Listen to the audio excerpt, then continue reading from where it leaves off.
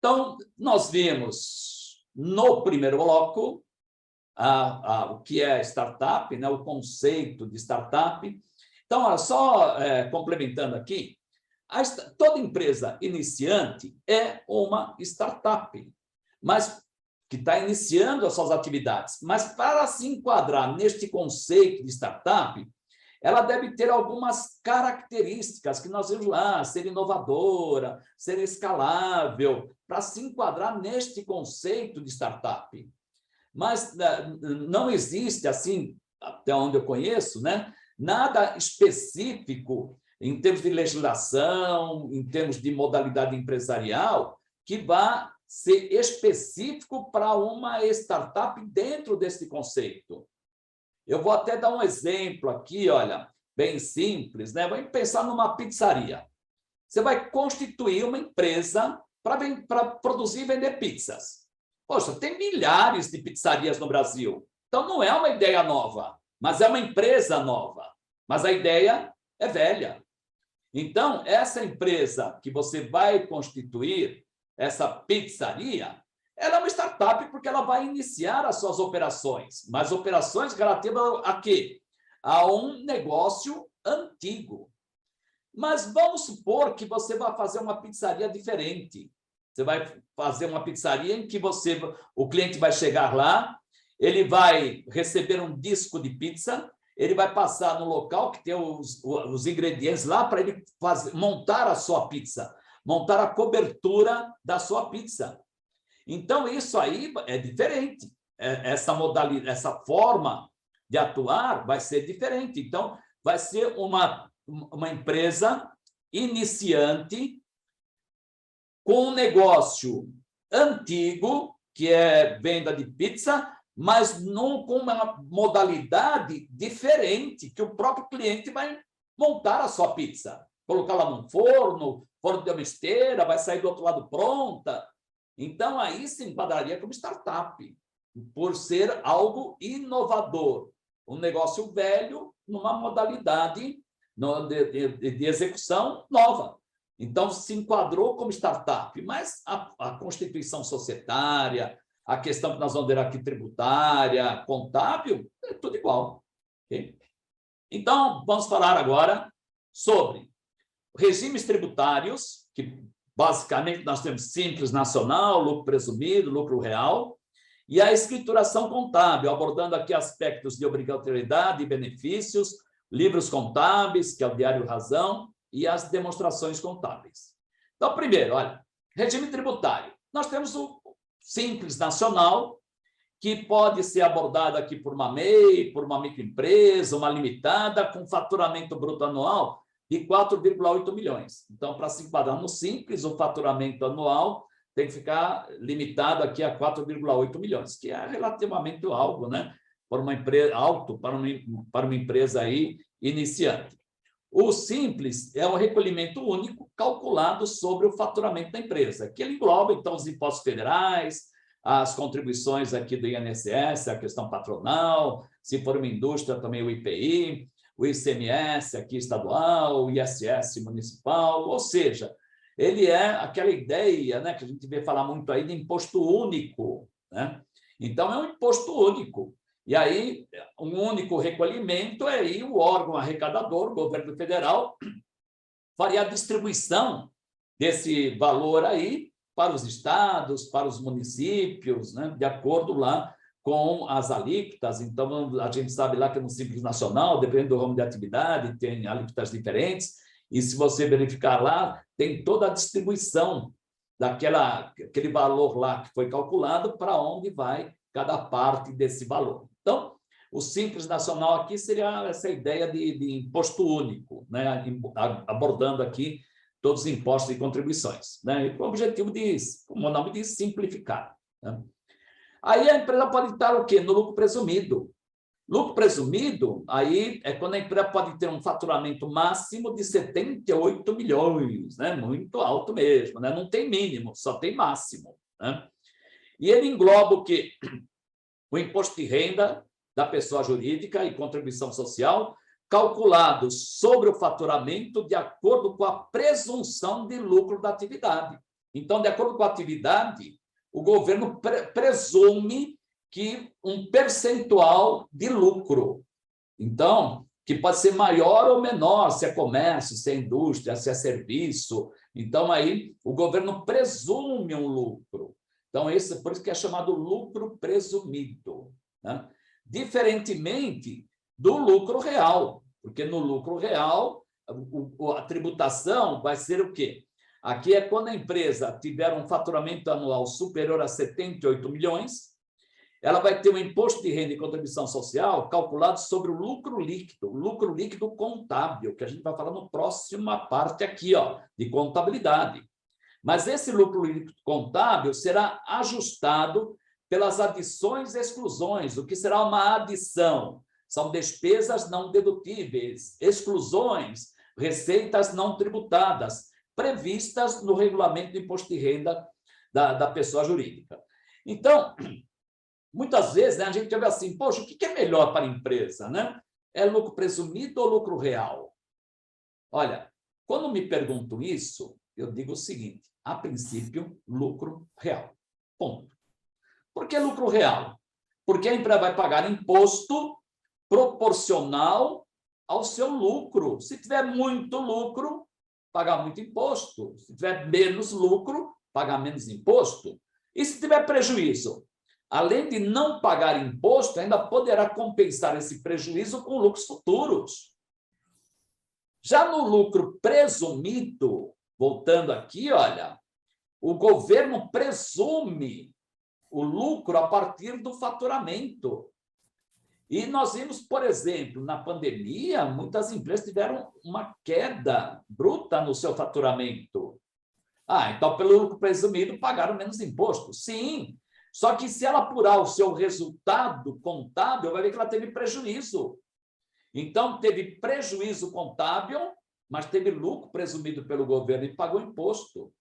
Se ela tivesse no lucro real, tendo prejuízo contábil, apuraria prejuízo fiscal, não teria tributação e poderia ainda compensar esse prejuízo fiscal com lucros futuros.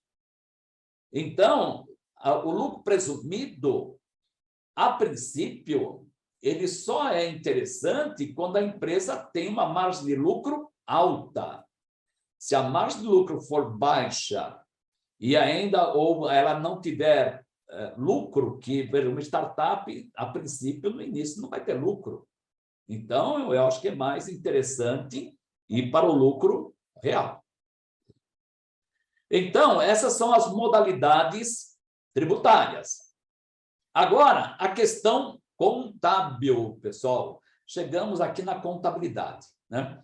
Então, como nós falamos lá no início, né? Então, lá no início, a contabilidade é uma ciência que estuda os fatos decorrentes das operações da empresa e identifica o efeito que essas operações provocam na posição e no desempenho da empresa, gerando o quê? Uma informação útil. Para quem?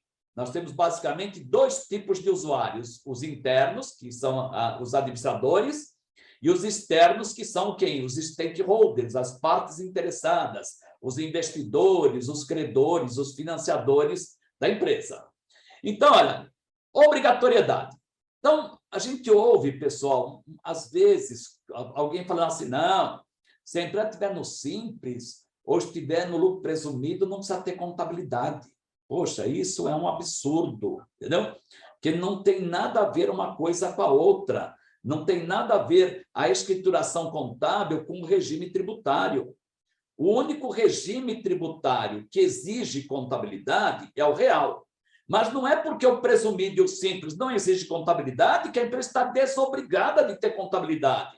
Porque, como eu já falei, né, a contabilidade vai muito além da questão tributária, vai muito além, que é o que nós vamos ver aqui, olha.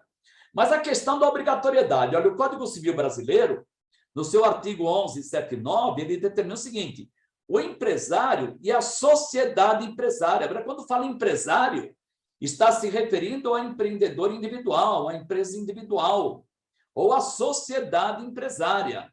São obrigados a seguir um sistema de contabilidade, mecanizado ou não, com base na escrituração de forma dos seus livros, em correspondência com a documentação respectiva e a levantar anualmente balanço patrimonial e de resultado econômico.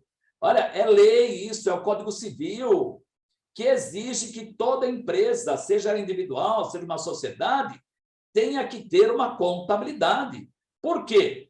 Porque se não houver contabilidade, não tem balanço, não tem resultado. Não tem do balanço, não tem resultado, não tem como prestar contas. Não tem como o gestor, o administrador prestar contas. Então, existe uma lei, o Código Civil, que exige que a empresa tenha contabilidade. Ah, mas isso se aplica a toda empresa? Tem exceção? Tem. Ó, no parágrafo 2º desse artigo, determina que é dispensado das exigências deste artigo o pequeno empresário, a que se refere o artigo 970. O que é o pequeno empresário? Olha, a lei assegurará tratamento favorecido, diferenciado e simplificado ao empresário rural, aquele pequeno produtor rural lá, que tem um sítio lá, alguma coisa assim, e ao pequeno empresário quanto à inscrição e aos efeitos daí decorrentes. Ou seja, o pequeno empresário está dispensado de ter uma escrituração contábil. Mas quem é esse pequeno empresário? Aí tem a lei complementar 123, que definiu pequeno empresário, né, que é aquele empresário individual que tem uma microempresa, ou seja, o MEI, o microempreendedor individual. Então, se for MEI, que nós vimos lá no bloco anterior, aí ele está dispensado de ter uma escrituração contábil. Veja, ele está dispensado, mas não está proibido.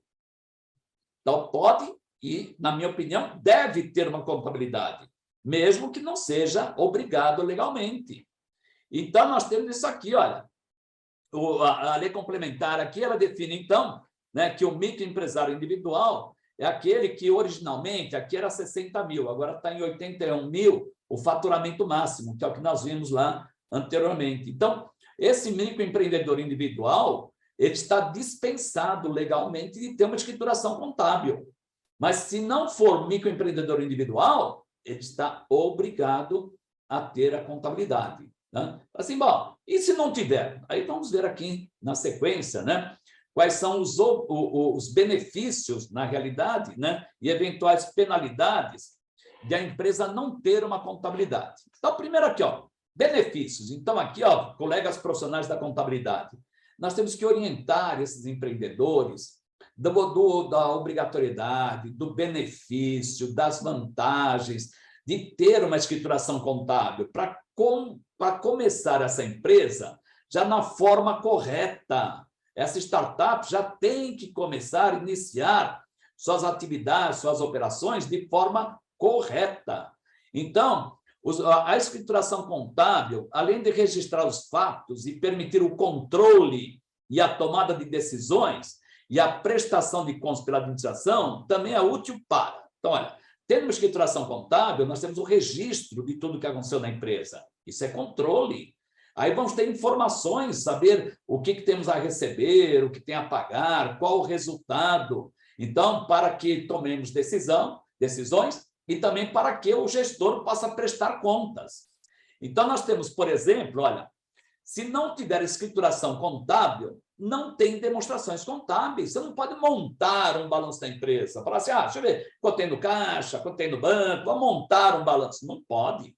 Tem que ter uma escrituração contábil. Se não tiver escrituração contábil, não tem demonstrações contábeis, que é o documento por meio do qual o administrador vai prestar contas ao gestor, aos sócios, aos stakeholders. Distribuição de lucros. Como é que vamos distribuir lucros se não soubermos o lucro? Se não tiver contabilidade, não sabemos o lucro. Como é que vamos distribuir? Não pagar imposto de renda, se a empresa estiver no lucro real, quando apurar prejuízo fiscal. Então, aquilo que eu falei para vocês, no lucro real, se tiver lucro, paga imposto. Se não tiver lucro, não paga. Mas, para isso, tem que saber o lucro. Então, aí tem que ter contabilidade. Poder compensar prejuízos com lucros futuros. Como eu falei, no caso da pandemia, né? Muitas empresas tiveram prejuízo. E se elas estavam no presumido, tendo faturamento, pagaram imposto. Se elas estivessem no lucro real, tendo uma escrituração contábil completa, confiável, aquele prejuízo fiscal contábil e fiscal que eventualmente ela tenha nesse período de pandemia, ele poderá ser compensado com lucros que esperemos que ela venha a ter daqui para frente. Também, comprovar em juízo fatos cujas provas dependem de uma perícia contábil. Às vezes ela se envolveu num litígio aí, cobrando de alguém ou sendo cobrado, que vai envolver uma perícia contábil. Então, tem que ter contabilidade. Contestar reclamações trabalhistas, cujas provas também dependem de perícia contábil. Então, às vezes, o ex-colaborador está fazendo cobranças lá absurdas da empresa e ela tem que comprovar que ela não deve isso por meio de uma perícia contábil. Se não tiver escrituração contábil, como é que vai ter isso? Requerer recuperação judicial por insolvência financeira. A gente espera que a startup dê certo, cresça, né? Tenha lucros, mas tem um risco envolvido. E se isso não acontecer? E se ela precisar entrar com recuperação judicial, decretar falência, se não tiver contabilidade, não será possível. Isso aqui, pessoal, é importantíssimo. Olha, evitar que sejam consideradas fraudulentas as próprias falências, sujeitando sócio e administrador às penalidades legais. Ou seja, numa sociedade limitada, de responsabilidade limitada, a responsabilidade do sócio é limitada ao capital, desde que ele comprove que não houve fraude, que não houve má gestão, que não houve confusão patrimonial. Para isso tem que ter contabilidade. Então, a empresa ela não tem recursos, não tem dinheiro para pagar os credores. Os credores entraram com uma ação cobrando a empresa não tem dinheiro para pagar. Aí o juiz vai chamar o administrador da empresa e vai perguntar, escuta, por que a empresa não tem dinheiro para pagar? Ah, seu juiz, porque o negócio foi mal, olha, pandemia, quebramos. Prova isso. Como é que ele vai provar? Apresentando as demonstrações contábeis. Não tem demonstração contábil, porque a minha empresa estava no Simples e me disseram que não precisava ter contabilidade. Olha, aí o que o juiz faz? Descaracteriza a personalidade jurídica da empresa e passa as obrigações para seus sócios, administradores e tudo mais, entendeu? Então, é importantíssimo que a empresa tenha essa escrituração contábil para ter todos esses benefícios, inclusive aqui, né, no caso aí de uma falência, tal, né, que os sócios não respondam pelas dívidas da empresa. Tá? Também, mensurar o valor da empresa para fins de restituição de capital ao sócio que se retira ou vende suas cotas. Poxa, a sociedade é constituída para que seja perene, né? Mas você sabe que as circunstâncias mudam. E aí, de repente, um sócio quer se retirar da empresa, quer vender suas cotas. Qual o valor disso? Então, tem que ter a escrituração contábil. Né? E aqui também comprovar a legitimidade dos créditos em caso de impugnação de habilitações feitas em recuperação judicial ou falência de devedores. Então, a empresa tem um devedor que entrou em recuperação judicial, ela tem que se habilitar esse crédito. Tem que comprovar que tem direito ao crédito. E comprovar isso por meio do quê? Da escrituração contábil. Então, para que aqui eu elenquei apenas alguns benefícios da escrituração contábil. Então, é muito importante que o empreendedor que vá constituir aí a empresa, a startup, tenha noção disso.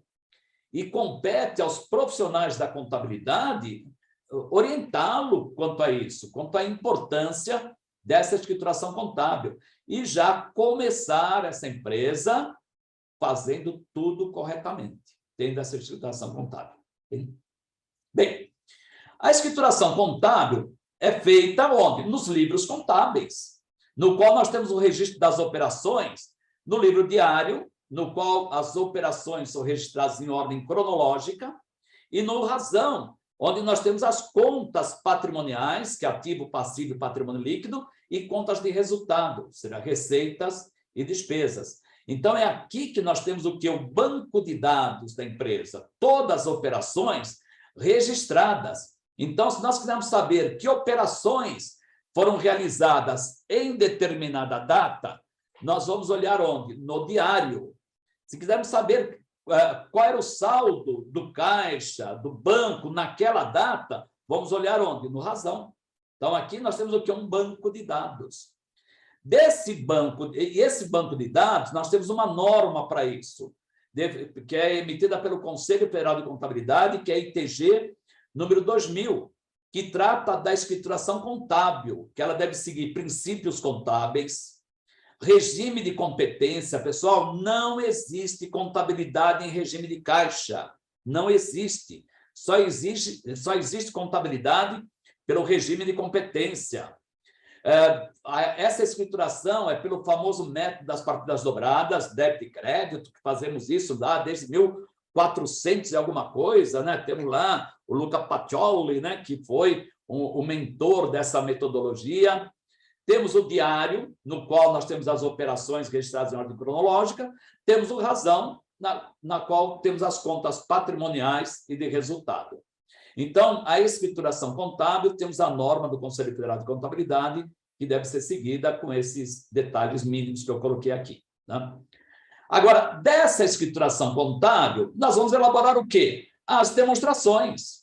Então, a escrituração contábil é o banco de dados. Desse banco de dados, extraímos as demonstrações. Quais demonstrações? Então, nós temos isso aqui, ó. A principal é o balanço patrimonial, que mostra a posição patrimonial e financeira da entidade. Composto do quê? Ativo, são recursos econômicos controlados pela entidade, decorrente de eventos passados. Passivo, que são as obrigações presentes da entidade, decorrente de eventos passados. E o patrimônio líquido, que são capital, que é o capital, reservas, lucros, que é a diferença, né, aritmeticamente, a diferença entre ativo e passivo.